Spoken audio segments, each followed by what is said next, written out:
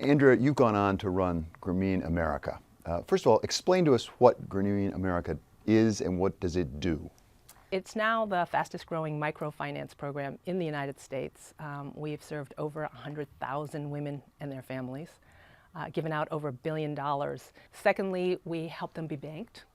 Half of female-headed households that live in poverty are not banked here in the United States. Hard to believe. And so we think it's important for them to understand the power of asset building.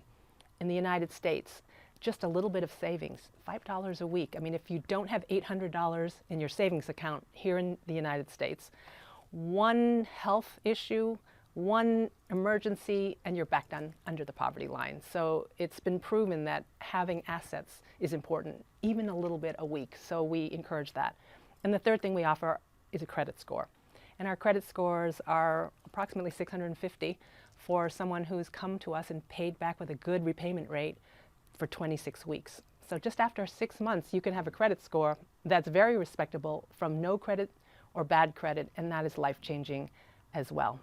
Our women form groups. They meet with their peers every single week, and that model has given them a tremendous amount of empowerment, peer learning, which has really fueled their ability to be successful.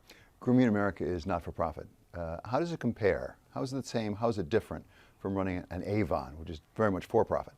We do have a 501c3 status, which technically makes it a nonprofit. But what I love about the model is that, in fact, I view it as a social business. It is an opportunity to have a model that, in fact, can make a profit. So to give you an example, in our first branch in Queens, New York, we will generate close to $2 million of profit from that branch after 10 years. Now that money isn't going to shareholders. It's going back into the program. It's going back into fueling more entrepreneurs. It's going into helping us fuel our Harlem branch. So the cycle of the profits is a positive thing, but we have a sustainable model, a sustainable economic model, and that makes it scalable. You mentioned it's women and their families. Going back to Bangladesh, Muhammad Yunus addressed women. Yes. Why women? Why do the loans all go to women? Women are disproportionately affected in terms of financial inclusion. Just if I go back to Bangladesh in the early days before Professor Yunus started the program, if you were a woman in Bangladesh and you went to the bank to get a loan, they would say, come back with your husband.